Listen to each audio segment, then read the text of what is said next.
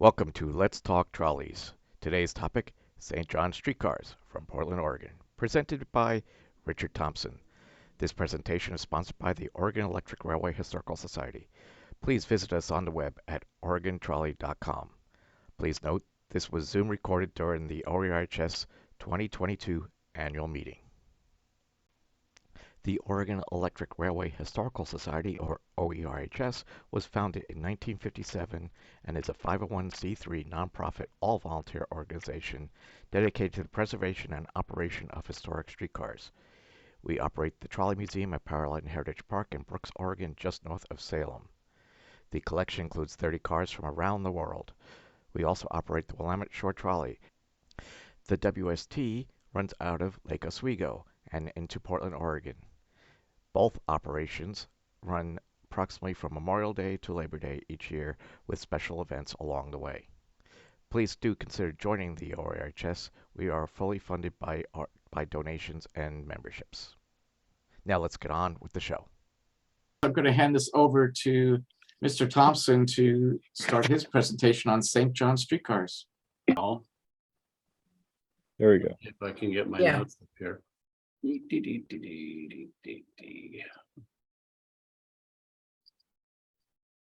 Okay. Oh, yes. Well, I just do this for my presentations when I take them around to retirement homes and all. How many trolley cars do you see on the screen? It's a trick question. Steve Morgan's going to say there's two, but I wasn't counting trolley buses, so there's really only one trolley there. Trolley bus, though. Yep. And there are lots of streetcars in the picture, just not lots of trolleys. All right, so this is based on my most recent book, St. John Streetcars. And the lines that you'll be seeing, that we'll be covering are, there's 10 there. If you count them, that's interesting. My notes have disappeared. Oh, well. The first electric trolley line in the state was, there it goes. Now, are you seeing those notes? No. Oh, good. All right. So Oregon's first electric streetcar line ran to North Portland and connected through to St. John's. It was half steam and half trolley, but half electric, but still, that means the St. John's line can claim to be the first trolley line in the state. This is a really nice picture showing one of the early Portland Albina cars. This is over on the Montgomery Slough Bridge, which of course doesn't exist any more than the Montgomery Slough does.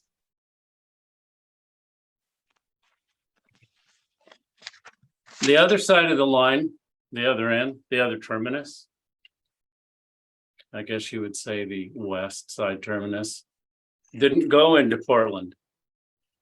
Through accommodation with the city, it was allowed to go down the west ramp of the original steel bridge, which is what you see here on Northwest 2nd Avenue, but it doesn't actually go onto the street. And that's not because this is Venice and it's all done with canal boats. This actually happens to be an 1894 picture of taken during the flood, our biggest flood. The trolleys weren't running then. No, the trolleys had a problem. I don't know what that was. Some kind of an electrical. Yeah. And this is a look on the bridge looking west. These are all 42-inch gauge? Yes. Okay. Yeah, these are all the there were no standard gauge streetcars running to St. John's. And the original steel bridge, which is that, was a swing bridge built in 1888. Yeah, I think that's right. Because it came after just after the Morrison Bridge opened. which gave its name to the Willamette Bridge Railway, but I digress. The idea for this picture actually came from Neil Berlin. And it's a before and after, now and then. So one of the pictures, 1894, and the other one was taken in a couple years ago, back when the pub was still going in the background. Woodmere Pub was still a pub. Yes, Woodmer's Pub. Yeah, it's a shame it closed. It was. This is the Smithson block, which was erected in 1892. So it was brand new when the streetcar started running. The first albino line had competition from another albino line, which you see here.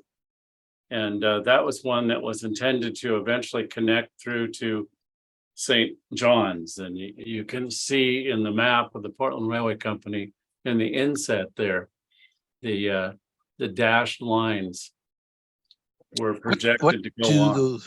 What do those levers do in the front? Well, there were two levers. Actually, some books and inventories have said that these are cable cars because of those levers. Doubtful. If you look closely, you'll see a trolley pole though. So Yeah. well, of course, this could be a hybrid. Let me think. Could this be a cable car? No, this was not a cable car. There were two ratcheted levers. One was the regular brake and one was the emergency brake.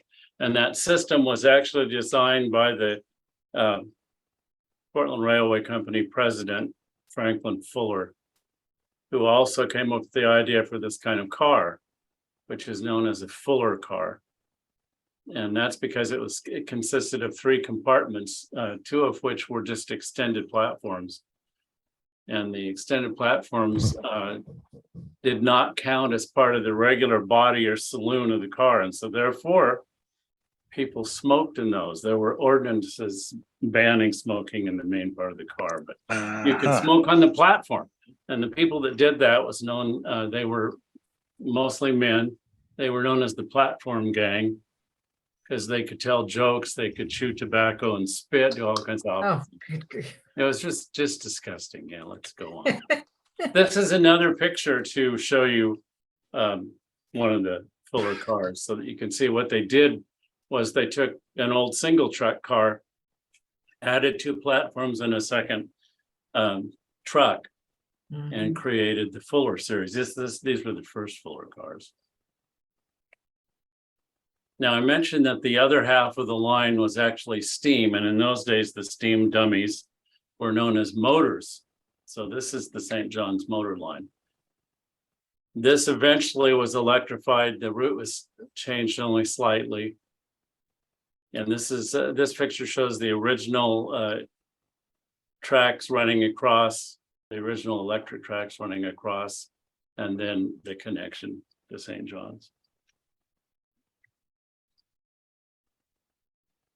This is one of the original cars that was borrowed from the line to Mount Tabor, the Sunnyside line in Southeast Portland.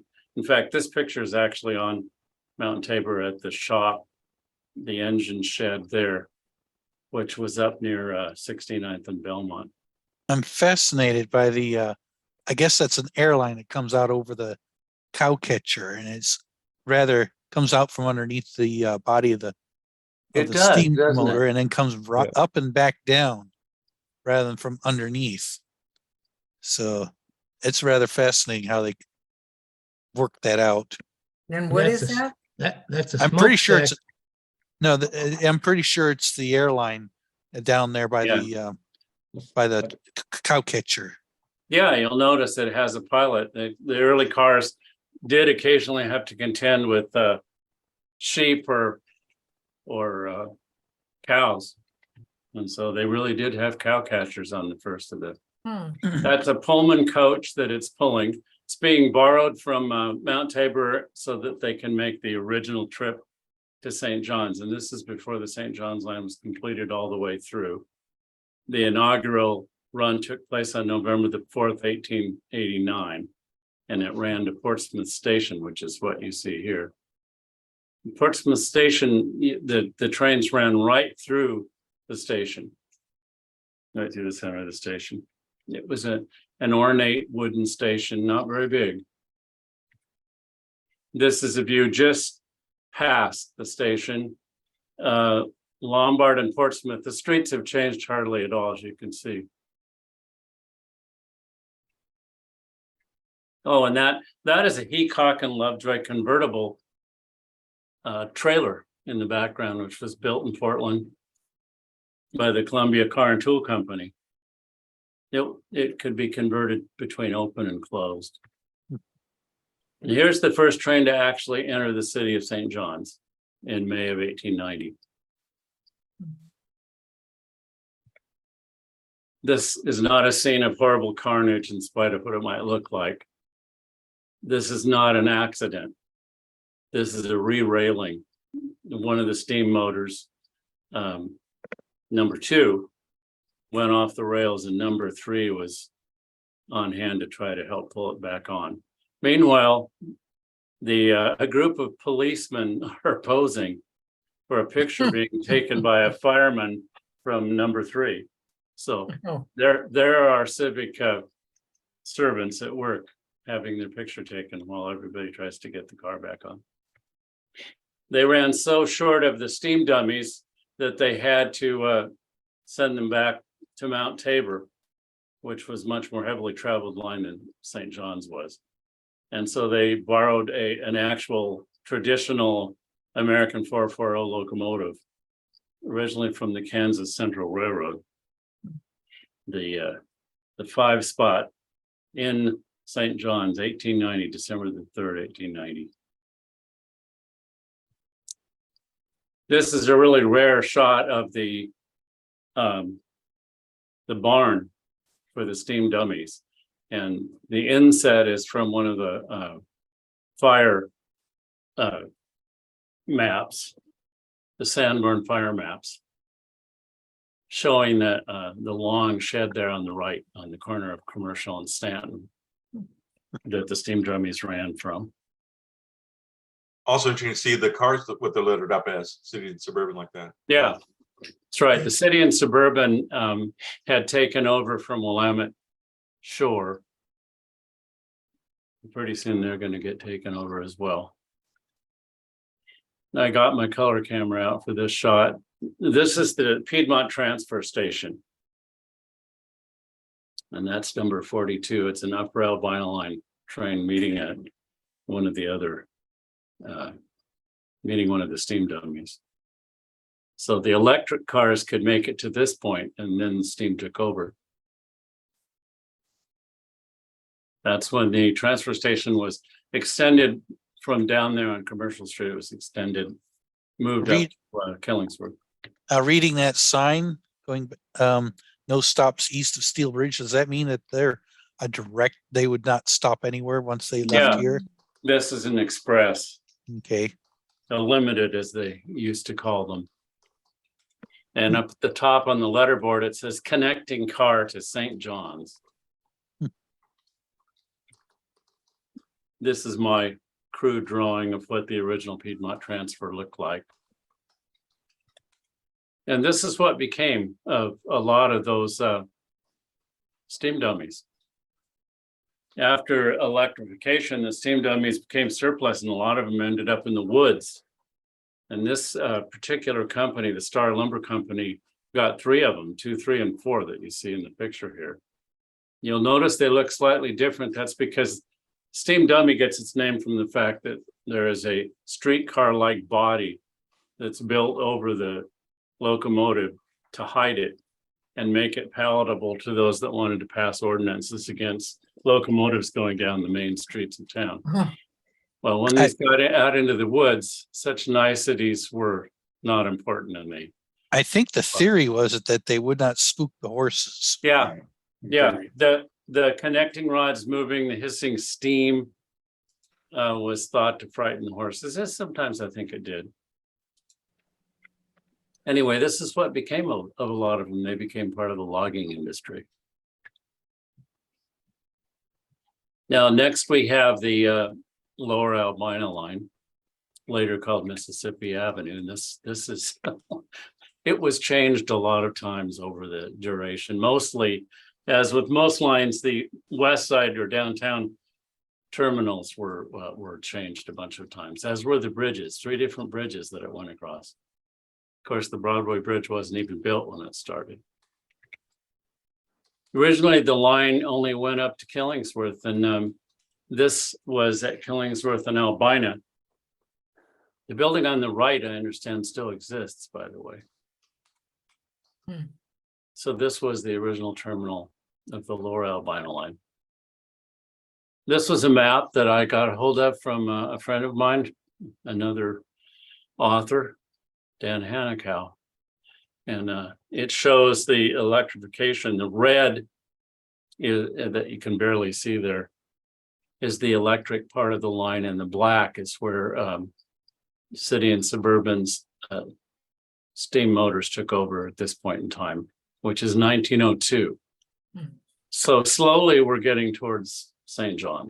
Notice all the jog streets. So all these developers did not hew to a standard No, they didn't. street. So you get all these weird jogs everywhere.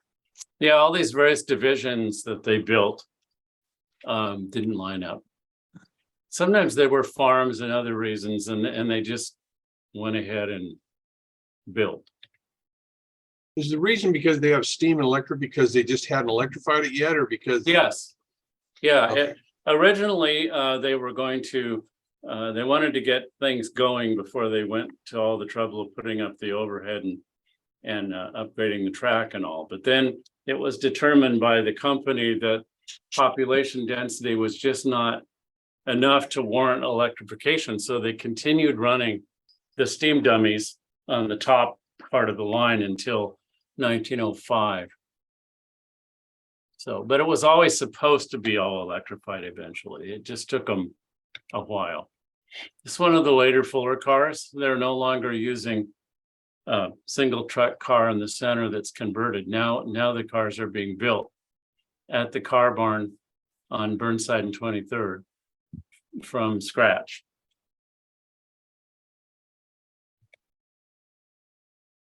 This is another picture, Albina and Killingsworth. Nelson safety fenders have now been added. So it has to be after 1913 when the city ordinance specified you had to have a safety fender. They looked a lot like a mattress frame. And it must have been fun to get, you know, if you were a child running in front of a streetcar, it must have been fun to get knocked over and fall into one of those. Not. This is a Mississippi Avenue car up in Kenton. It's meeting the Kenton Traction Company car that's coming in the background. And that's Kenton Traction Company served the Swift's meat packing plant, which was a couple of miles above the city of Kenton. And they used older cars that they leased from the traction company, the old 100 series cars. There were also open cars. This one's going through downtown Portland. You see in the background the YMCA, the Jackson Tower, the Portland Hotel. The Heilig and Hippodrome Theater signs are going across the street. This is Broadway. These cars are open breezers, were really popular with the public in the warm weather. Not so much, well, it used to rain a lot in Portland. And, I think. yeah. And so most of these cars were retired before the 1920s. The management just decided it was too much trouble to maintain it. You basically had to have a warm weather and a cold weather fleet. It's kind of a neat picture looking back across the Willamette River from, this is a North Mississippi Avenue car. It's nearing Knott Street in 1916. And in the background, you see some of the industrial sites. And Bevo is a non-alcoholic beverage, by the way, in case anybody is curious. there were a lot of corner drugstores in Portland. And there were, I think 9 of them along Lombard Street. And this is this is where the trippers, rush hour trippers, only came up this far. They came to the intersection of Albina and Lombard and went back.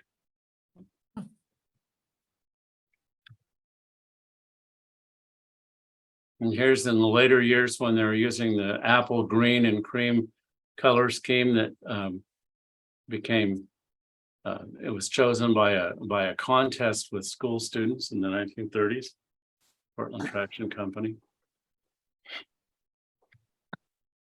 The most modern cars that Portland ever had did also run into North Portland. They were, of course, known as the Broadway cars, and we have one in the collection. Why do they have both trolley pulls up? Is it the end of the line, or are they changing? Yeah, it's the end of the line. Okay. It's the end of the line. It TV reception's a lot better if you have rabbit. Yeah. Rabbit ears, yeah. And here is one of the later transfers.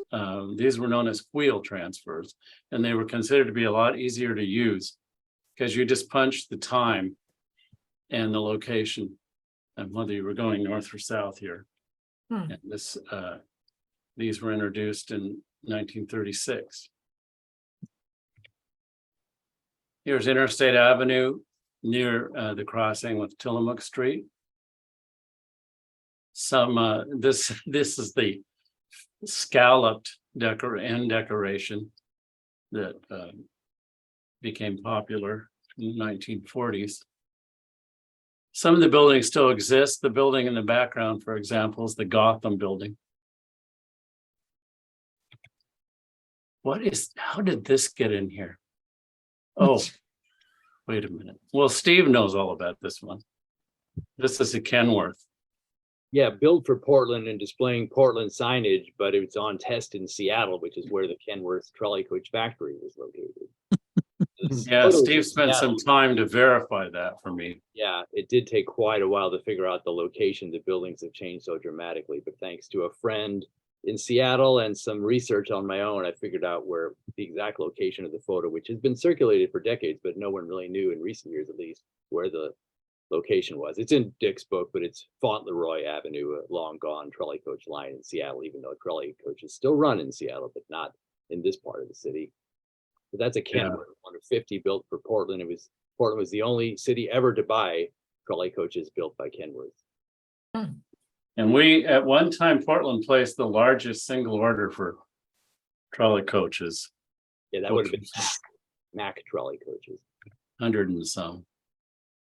They didn't consider that a bus? Well, it's a trolley bus. Trackless trolley. It's a trackless trolley, trolley coach, trolley bus. Like Rose City Transit ran all the double wired buses.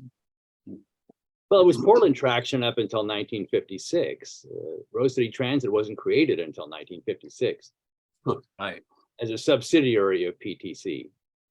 So for most of the years of the trolley coach system, which was 1936 to 1958, it was Portland Traction that ran it. Okay. Now we go to Upper Albina. So the Lower Albina line is down on Mississippi Avenue, and the Upper Albina line, Williams Avenue. So they were at the top and bottom of the hill that went down to the river.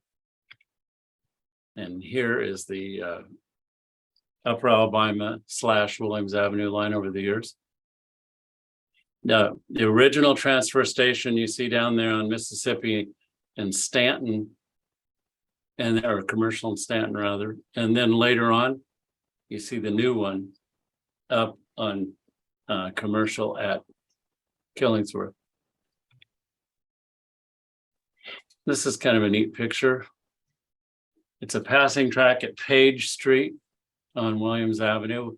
There was a little streetcar commercial district, and way in the background, the Williams Avenue School bell tower. You can just make it out through the haze there. Here's the transfer station again.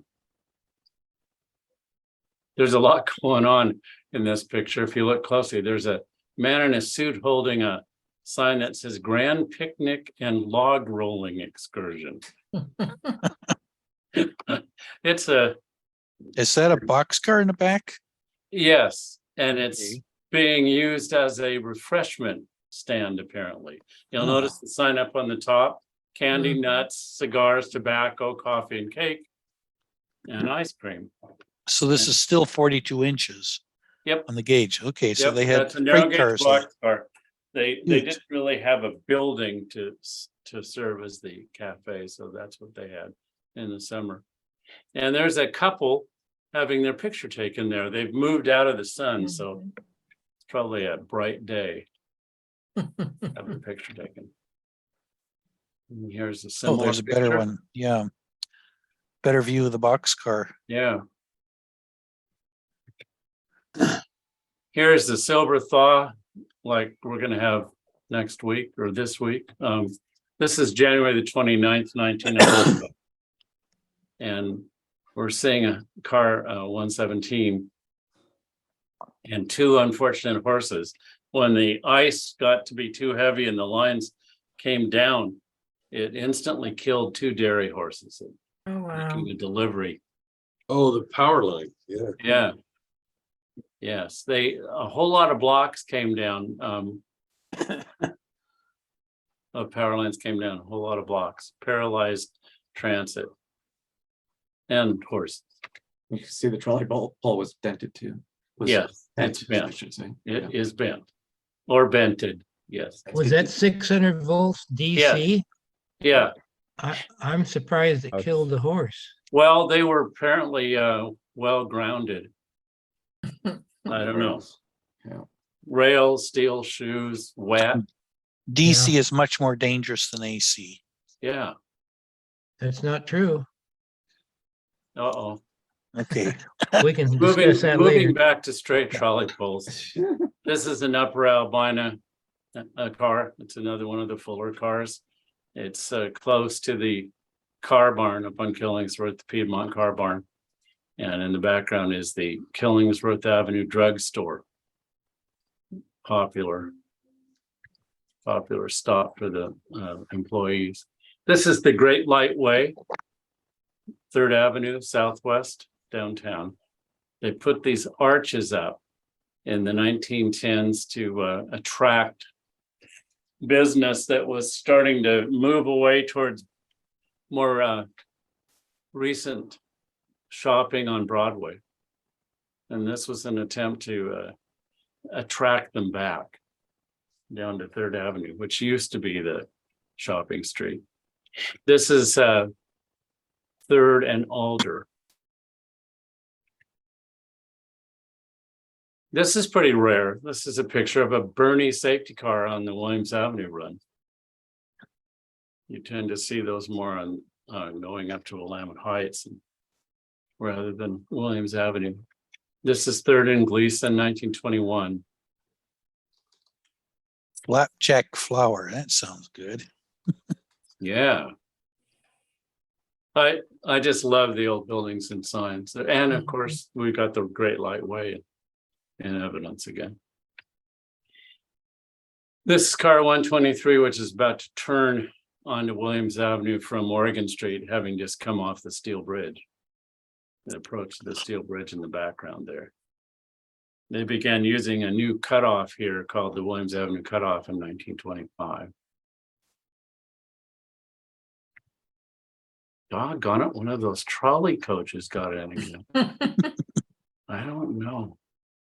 How can this be? Do you want to say anything about this, Steve? Well, this is one of the large number of Mack trolley coaches that Portland had. As you said, over 150 built in the late 30s. And that's 130 at the Piedmont car barn.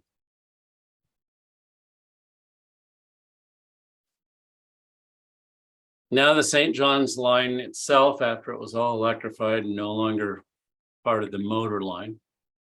And they realigned this a bunch of times too.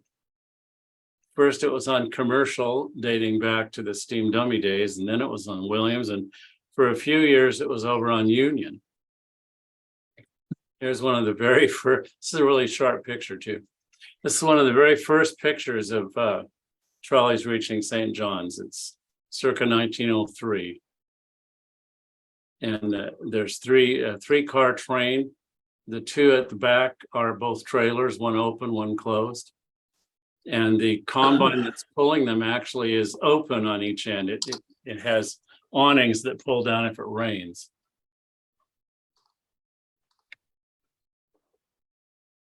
There were stations like an interurban line. And for all purposes, these were really narrow gauge interurbans. They have the railroad roof, and there you see the open platforms on each end again, and the curtains that can be pulled down in the rain. And the company didn't like that, so they closed those up rather soon. So we know that this picture is around 1904 before they did that. This is Cedar Park Station, which is Fessenden and Lombard. Here are some of the big St. John's cars at the transfer station. They continued to be used until after 1903 because they were too long to make the necessary curves going into Portland, and the tracks had to be actually altered before they could run them downtown. Even then, they didn't do that for very long. This is a very interurban-like picture, I thought. These are both motors. Again, it's at the Piedmont transfer. They hung the lights, the arc lights were hung on in the late afternoon. They were not carried all day. Interesting to look at the height of the trolley wire there compared to the. Yeah, That's it really almost tall. doesn't reach it. Yeah.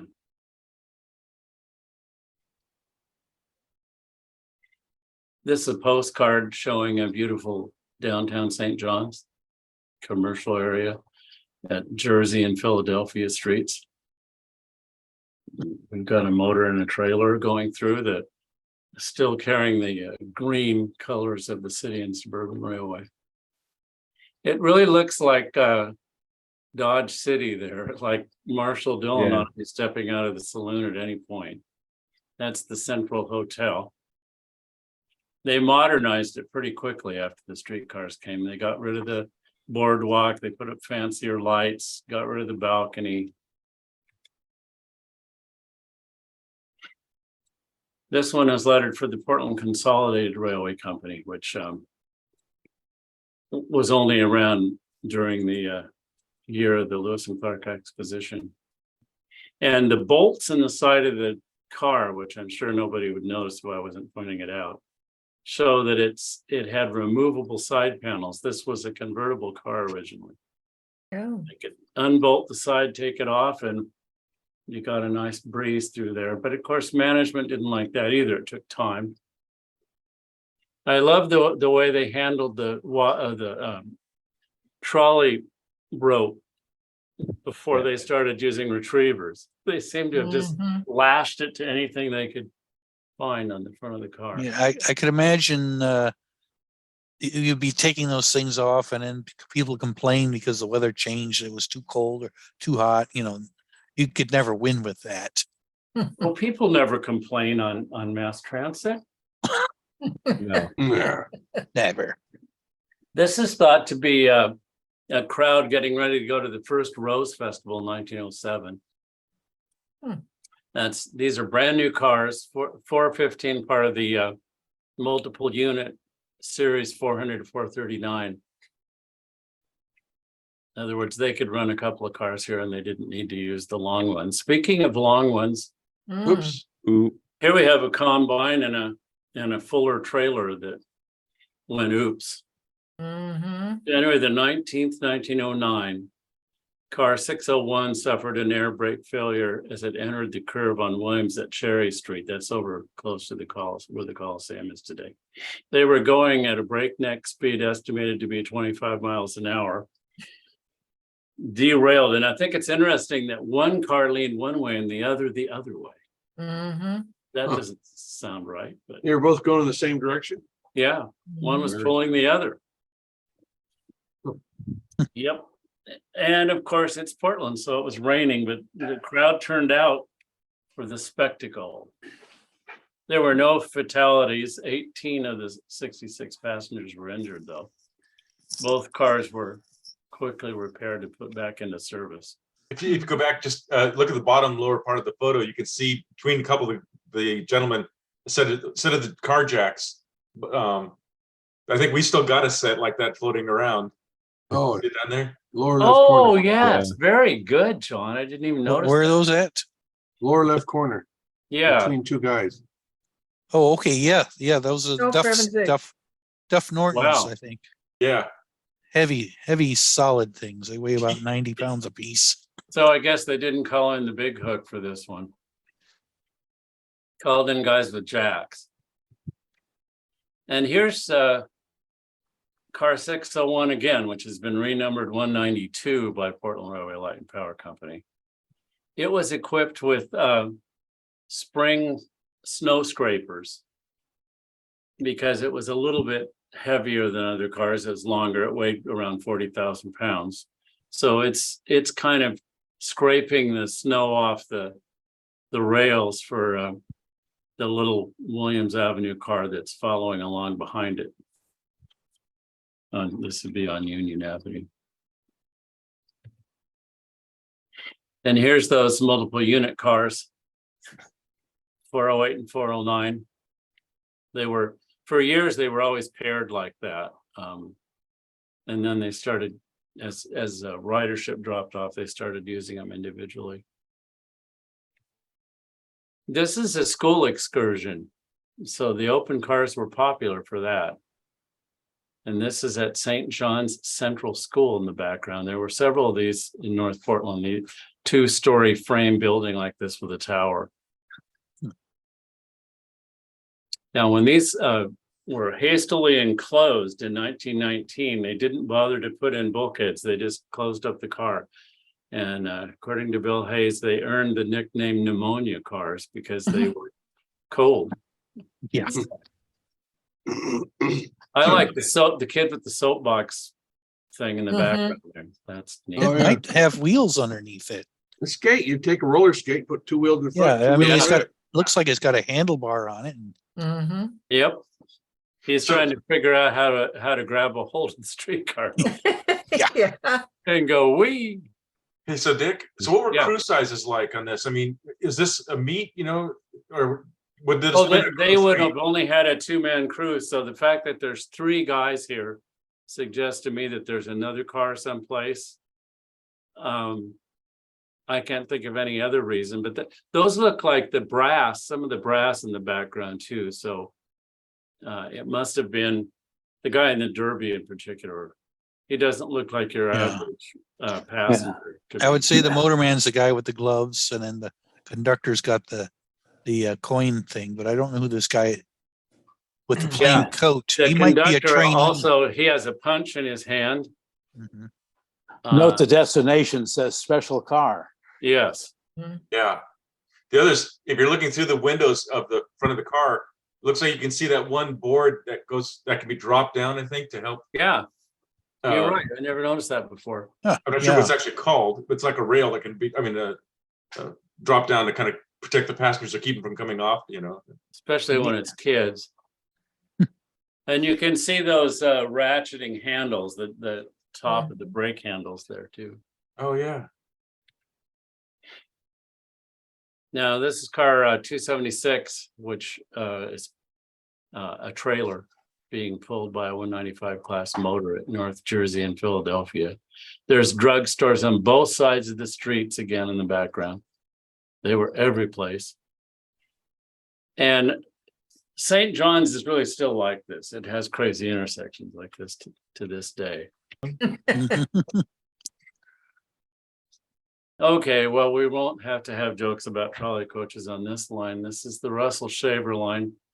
And it's what they used the old second Albina line of the Portland Railway Company was repurposed to be the Russell Shaver line to serve the Overlook neighborhood.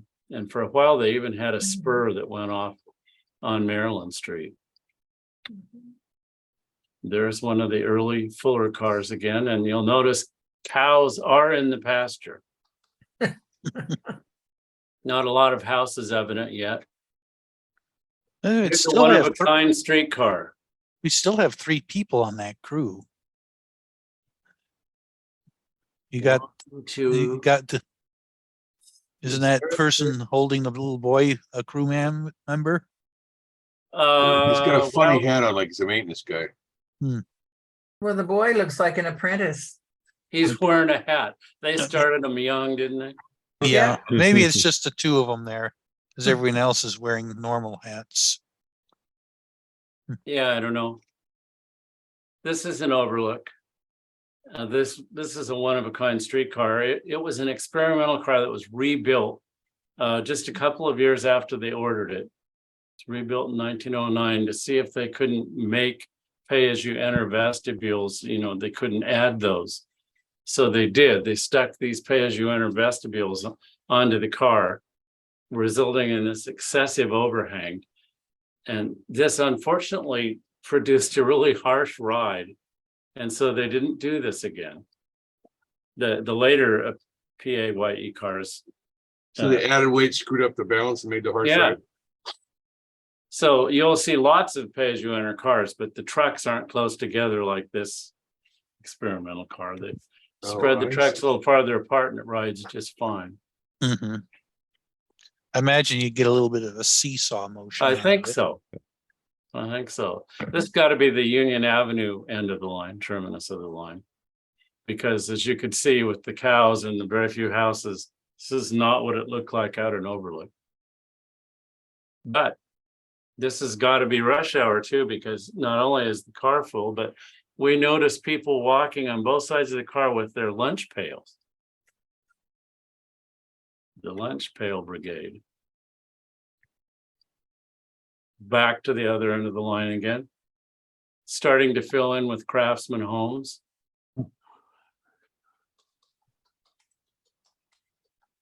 Now here's a stub line, originally a stub on a stub, as a matter of fact, but this ran from the company town of Kenton up to the packing plant. That's right up there on the Columbia River. Do you have any idea what type of cars they ran on this? These, the 100 series cars were leased. This is Okay. car 110. It's an old city and suburban standard. Because that Considered, oil painting I have, I'm trying to figure out whether that went across the Jansen Beach or went up on this line. Yeah, these cars were considered slow and they didn't have the capacity. You know, they couldn't hold 50 people. So they leased them. Except on opening day, because here we see car 417, which is one of the new fancy, it's the 5-window end car here. They just loaned that for the day. This is the grand opening of it.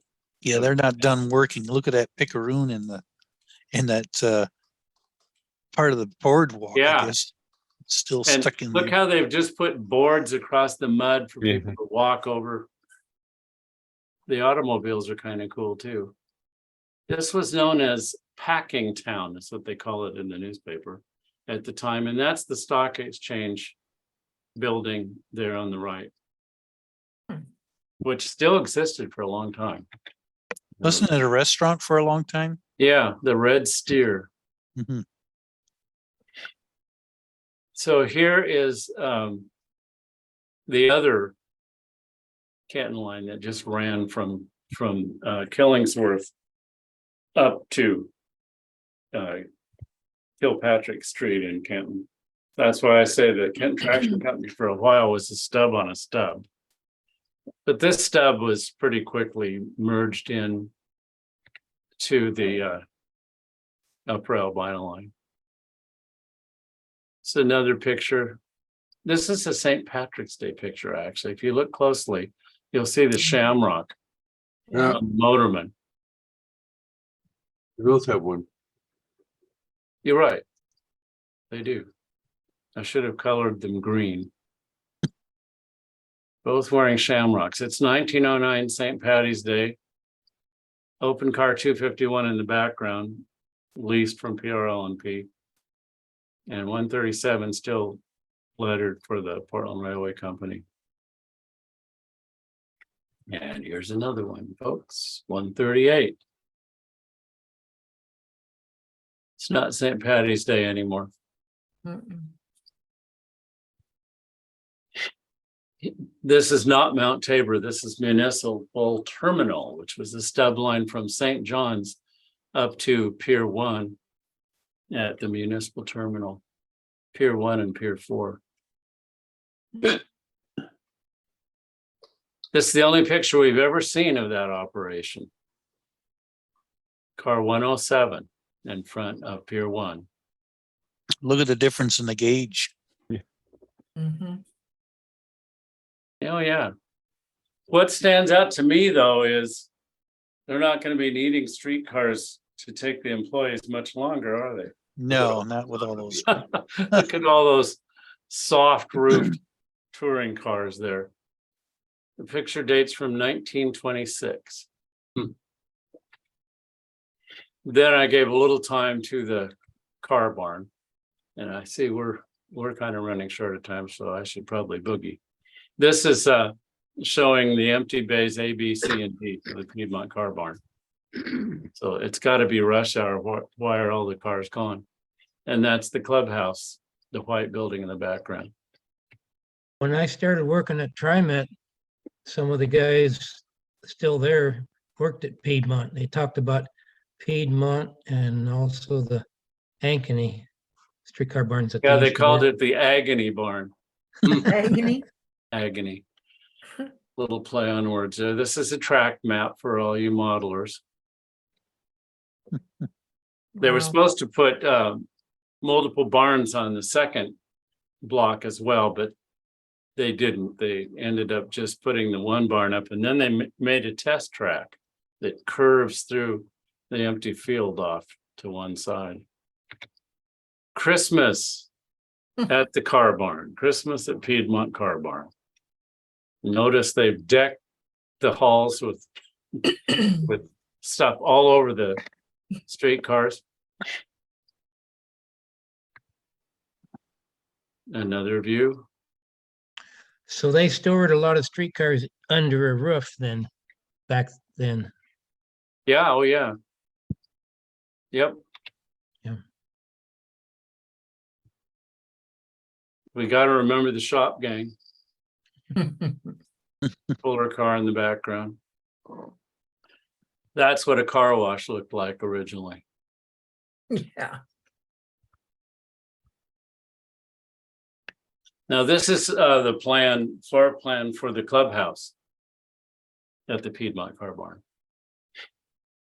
There were some offices in it for the superintendent, but mostly it was a clubhouse. Here we see the bowling alley down in the basement, the library upstairs. It's got a piano. Could be repurposed by moving those tables out of the way. You can have a boxing match. But I don't know why we have a cello player there. I can't figure that out. Anyway. I think we've made it to the end, folks. Surviving trolleys. Mhm. I've heard of that one, 813. I've seen that somewhere before. Oh, yeah. The others are spaghetti factory trolleys. Yeah. Were those some of the trolleys that Paul Klaas Yes, put in the spaghetti factory? indeedy. One's in Newport Beach, California. And where's the other one? I can't believe I don't have a mention. Oh, well, the other one's here. Hello, that's the 801. It throws me every time I see it because it's got that fake clear story. So that was added by the decorator. Originally, believe it or not, Paul Klaas did a better job on that. He actually tried to restore it so it looked like a Bernie car, but they didn't think that looked trolley enough. How do they? So just a shout out to the people that made the books possible, the two guys I got pictures from. both of whom were long-standing members of this museum, both of who passed away in the same year. Hmm. That's it. You get to go home. I didn't quite make it to 50 minutes. Yay. Well, thank you very much. Thanks, Dick. Thank Yeah, you you very bet. much. Very much, Thank It you. was very good. very good. Are there any questions or comments? Yep. Just in perspective, the Jefferson Street line opened in 1887, and these started in 1889, seems like. Yeah. So, 89, the- yeah. The electric So- trolleys, 89. so coming from Lake Oswego, the interurbans came in sooner than these. Well, they weren't electric, though. Not until Right. 1910s, I think, Yeah. Sometime around then. 14, I think maybe. What was sorry, I was trying to figure out how to stop sharing this. There we go. Yay. Now, Richard, Yes. what books would I find on the lines to Jansen Beach in Vancouver? Well, there's really only John Labby's Ferris Please and the books that I've written, and that's about it. Okay, because I'm trying to find, every now and then I see some fascinating photographs with turnarounds that are built over on trestles and stuff like that. Well, my next book should be on Northeast Portland, so that will include the Vancouver line and also all the other lines like Beaumont and Irvington and Broadway and Alberta, etc. How soon will you have that one out? Well, since I Tomorrow? haven't started writing it, 2 weeks, year. 2 weeks. That'll be done in a Yeah. couple of weeks. Yeah, I just got to get Steve to do the final chapter for me, and we'll be ready. Thanks for joining today's Let's Talk Trolleys, sponsored by the Oregon Electric Railway Historical Society. We do hope you enjoyed today's presentation. Do consider joining us or donating to support our trolleys at OregonTrolley.com/join. See you next time.